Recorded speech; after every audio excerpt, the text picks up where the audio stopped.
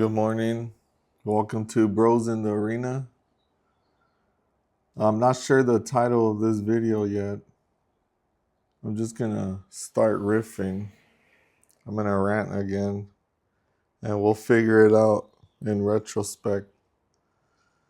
But yesterday I made a video about rejecting the chud life, the chud mindset, rejecting being a NEET, not being in employment, education, or any type of training. And that was just to say that you should not check out, you should not give up. If you're a young guy who is kind of dismayed and bewildered with the systems of the world, whether that be in employment or education and whatnot, because let's be honest, man, the world is shit right now. And every generation has their points of complaints, and you know the dollar has been inflated away. Home prices are through the roof. If you're a 20 something year old, it's hard to feel motivated to do anything. It's hard to see where the light is, you know? So I want to make another video about sharing a little bit of what I did when I was in my 20s and what helped me. Of course, not everything's going to transfer 101, but maybe it'll help somebody. So, when I was in my 20s, I was lost too. Everyone is. No one knows what they want to do. That's the whole point. Is that when you graduate high school, you're supposed to start figuring it out. And at some point, sooner rather than later, you need to make a choice. You need to make a decision of what it is that you're going to do. But when I was in my 20s, I barely got into college. I remember I graduated high school, and like 3 months before I graduated, one of the colleges finally accepted me. And it was well after everyone else got their acceptance letters. So before I got accepted, I was like, you know what? I was heavily into drifting, not physically, but just like fantasizing about drifting cars. I really wanted to be a drifter. So I had told myself, you know what? If I don't get into college, I'm just gonna start drifting cars. I'll probably get like a job at Subway, which is funny. Those wages haven't even changed. But I get a job at Subway to sustain my hobby, right? But since I got into college, I did go to college. I went. I remember my first major was psychology because that was interesting. But after a year, about a year in, I changed it to physics, and I double majored in math. And because you got to take a shit ton of math to get the physics degree anyways, so you might as well. And I did that because I realized like I want I was so lost. I was really trying to understand the world. At first I thought it'd be psychology because I wanted to understand the brain. But then I realized that I'm actually trying to understand the world. So it was between astronomy and physics. And astronomy seemed too easy. It seemed like physics was going to unlock the answers I was seeking. But it was gonna give me a run for my money because, there's so much math involved. And even the math is actually the easy part. But I chose that, I stuck to it, and I did it. And during the time I was in college, that was the bulk of the period where like I didn't really know where my life was gonna go.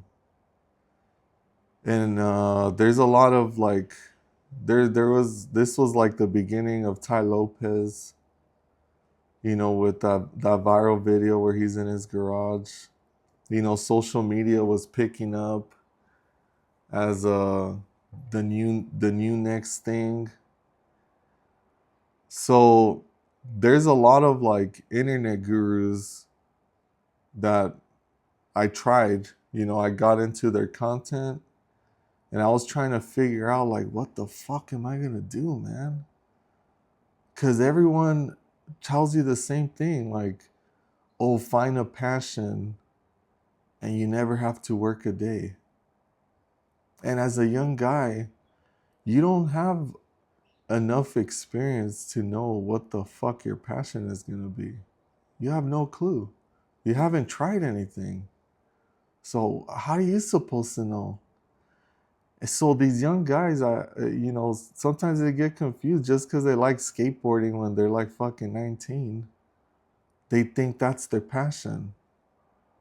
And so, for a few people that is their passion, and they go on to like become pros, and that's good. But for most people, it's not. It's just that you're too young to have tried a lot of different things, so you just think that one thing that you're doing must be your passion, but it's not true. And I wish someone would have just explained this one idea to me earlier, is that your passion is not necessarily something that you love right away. It's more so something that you're good at. Something that you don't even know you're good at, that you could stumble into and realize like, man, I'm pretty fucking good at this. And then through being good at something, that's when you unlock a passion for it. So it's counterintuitive. As a young person, you're probably not great at anything, right? Maybe you're fucking super good at video games. So you could go down that road, but most people are not good at shit by the time they're 20, let alone 18 when you're actually going to college. So you need time to try different things, man. You need time to try different things, and you need to be bold enough to try the things properly. And you need to have a mindset that like you are going to choose something at some point. You can't also get stuck into like just trying different things all the fucking time and like you never stick to anything. There's a fine line, and only you would know. There's only so much advice that you could outsource. At some point, like you do need to make decisions and you do need to see where things go. So, in my story, after I graduated, I got the degree. I knew that physics was super cool and super stimulating, and it's like awesome. I think everyone should give it a shot. But it wasn't my passion. Because how did I know this? Because I spent all day, every day hanging out with guys who it was their fucking passion. Like all my friends were the A grade guys, the fucking nerds, the ones who like were always ahead of the class. Those were my friends. Shout out to my friends. I don't talk to them no more. But yeah, we had a really good time, man. Yeah, those are good days for sure. And I understood that like I like this, but it's not my passion because I'm hanging out with these fucking like prodigies. It's their passion. This is something for them. Like these guys could go on and become professors or independent researchers. Whatever they decide to do, these guys can do that.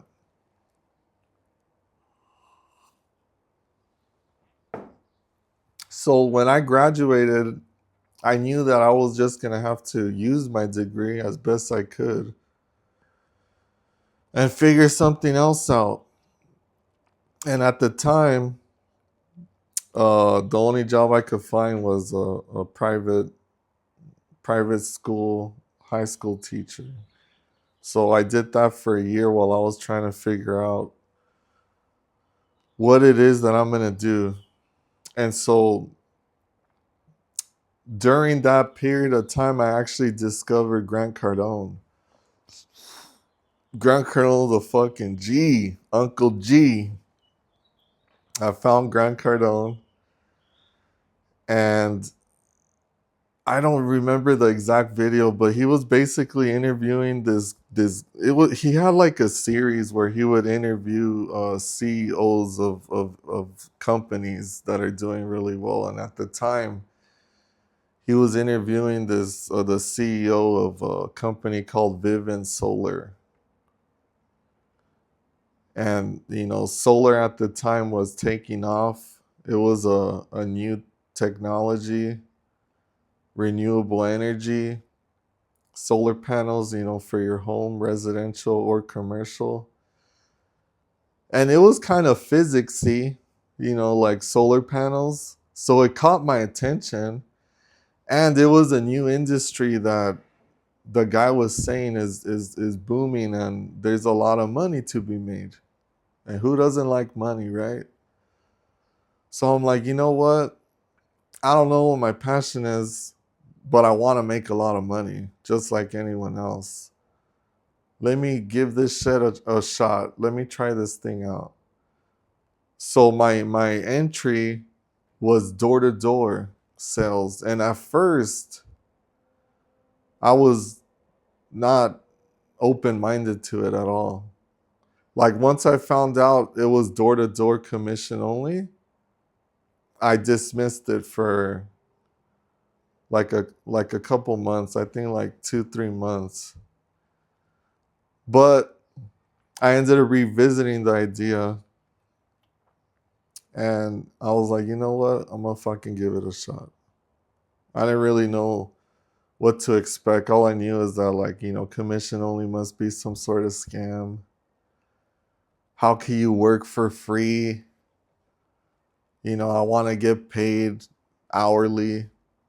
I was like in a very low paradigm. Most people live their entire life not trying commission only because of these thoughts. It's very common. But I had nothing to lose.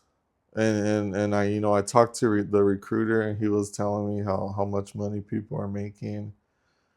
On the low end you can make 100,000. On the high end, guys are making a couple 100,000. And I was like, you know what? Screw it. What do I got to lose anyways?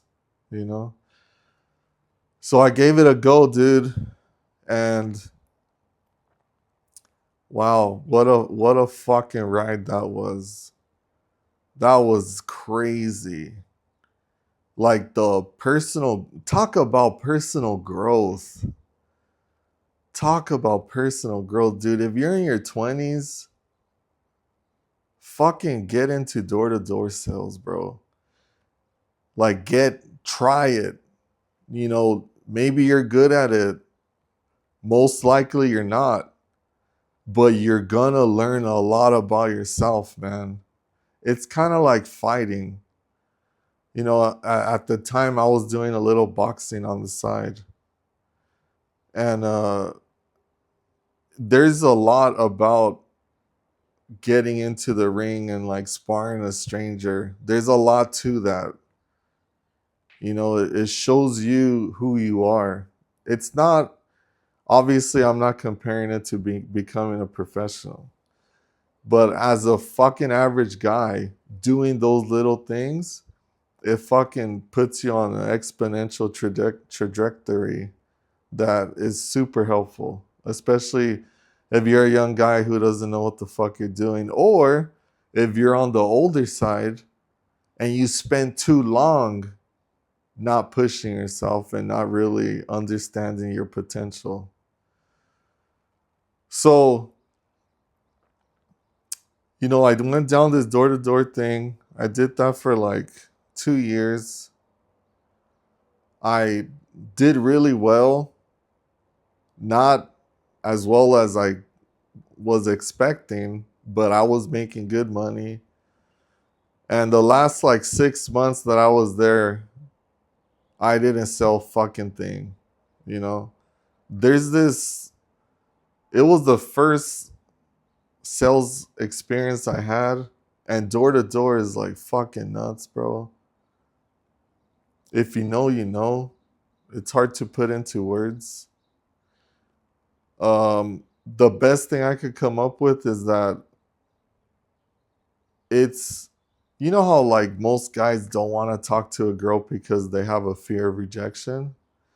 It's like that, like times 1,000, because your whole livelihood is at stake.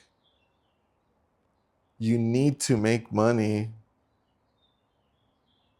eventually. Like you're literally not getting paid until you make money. It's the epitome of modern hunting and gathering. Like, well, not gathering, that's like the women's role, but it's the modern day hunting. You eat what you kill. Like, it's fucking crazy, man. You guys need to try that. I would recommend that for sure. So once you make a little money, then the next goal is like, what are you gonna do with the money? And if you're a smart guy, you know that you need to do some sort of investing. And so at the time when I was like, when I was leaving that position, um,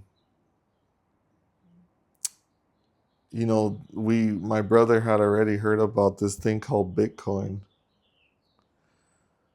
So we just kind of like went down that road and discovered a lot of different things at the time, like DeFi, decentralized finance. Um, I know that this guy's, you've heard of Tate, I'm sure. Tate actually has a very great course called The Real World that there's a lot of guys in there that showed us that world. It's somewhere where you could get connected, and there's guys who already know what they're doing and they kind of show you. So that helped us a lot. And I guess my point is this, man. Like, if you're 20 something years old, you don't know what you're doing, that's okay. You're not supposed to know what you're doing. But you need to be bold and you need to be brave to push the boundaries. You need to be smart enough to recognize opportunities. Like in today's day and age, I wish, I always knew personal brands were like a big thing. Like everyone nowadays, actually, I was listening to Owen Cook on YouTube yesterday, and he was saying how like there's so many people that when social media first came out, like Facebook, Instagram, Snapchat, now TikTok, YouTube, so many people thought they had a choice. Like, that's kind of gay. I don't want to do that. You know, social media is too try hard. It's not for me. But they don't have that choice. They actually don't, because the technology is going to outlast your stupid mindset. Just because you reject the future doesn't mean the future is any less inevitable. You're just gonna be left behind. And if you're like the ripe age of like 20 to 30, when you should be taking on the most risk, when you should be pushing the limits, you don't have the option to just reject the future. You need to experiment. You need to go down the path. And so right now, everyone already knows, social media is not going anywhere. But there's still people that don't like AI, who don't agree with it. And just don't be that person. There's still people who think crypto's a scam. And they're not wrong. Most of it is. But you can make a fuck ton of money, dude, as an average person.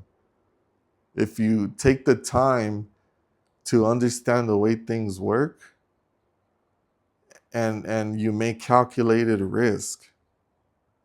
The problem is that most people don't think, and they don't know how to calculate risk reward.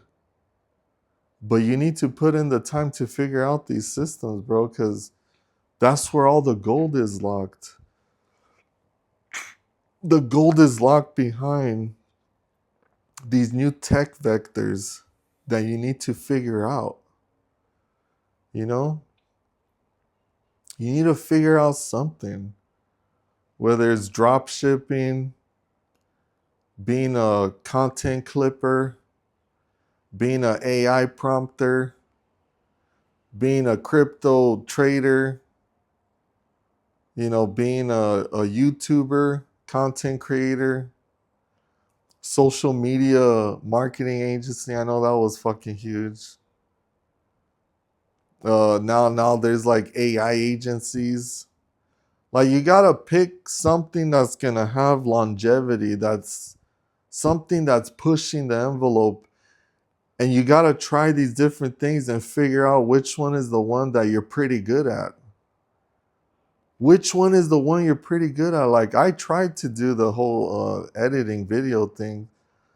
Not that like I'm bad at it, but I fucking don't like it at all. So like, I don't care how much money I can make. I don't fucking like it. I'm not that great at it. Like, no, thank you. But I discovered through DeFi, going down the L1s, L2s, going through all the trends, metaverse, I understood, and over time, I realized that I'm pretty fucking good at seeing the trend before the bulk of people see the trend. Like, that's another thing. Like, you don't have to be the master of anything when you're like 20 to 30. You master shit in your mid 40s, late 40s into your 50s. That's when you're like, oh, I mastered this shit. Don't concern yourself with fucking mastering shit. That's not the point. You just need to be better than the average person, because this is everyone's average. You just need to be over here, right outside of that, in a little pocket that's better than the average people. And that's where the fucking money lives.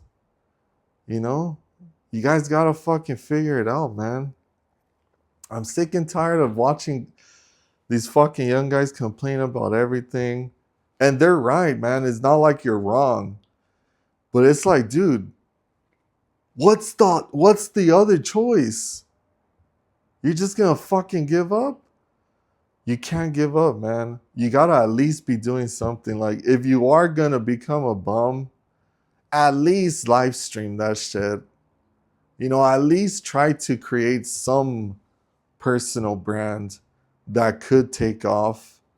And then you could be like a bum, not by like last resort, but like you just choose to be a bum even though you're making a shit ton of money. Like, you gotta do something. Please figure it out. Like, I wish I did this YouTube show like a little bit earlier, because I you have the Mr. Beast of the world, and you have their stupid fucking face, and it's like, I don't want to be that fucking guy. But lately, because I consume most of my content long form, and I like to read books. I like long form YouTube videos. I like to study things because of my history with physics and math and whatnot. Like, I don't have a problem sitting down and like dissecting something for like months and just becoming obsessed with it. And what I saw people on YouTube creating, I'm like, bro, I don't want to be that person. But I've been seeing a new trend of like the common guy, the average guy, just setting up a stupid camera and ranting. And people actually are paying attention to that. You know, not too long ago, it was all about production, studios, fucking how great and grand can you make the editing, adding music, adding cuts, being out in the world showing like nice scenery. Like the common person is so beat down to shit. They're like flipping the script now, and they're like extremely open-minded to consuming content that has none of that. They just want the person in the screen. They just want to relate. They just want a connection. Like, is there anyone out there that understands what the fuck is going on? Like, that's a new movement, and that's what me and my brother identified. Like, dude, we could do that. We could do this. And so we started doing it, Bros in the Arena. And we don't plan to stop. There's no point in stopping. Like, we have so much experience doing fucking things and it not working. Like, we're just gonna ride this fuck until the wheels fall off. Like, eventually, we're gonna be able to have created some sort of brand with this YouTube thing. And it's just gonna be like another piece of the puzzle. Like, you gotta stack these fucking things on top of each other so that you could escape the matrix, you know? So, anyways, that's it, guys. Thanks for tuning in. We're just shy of 30 minutes, so I'll talk to you guys later. Peace.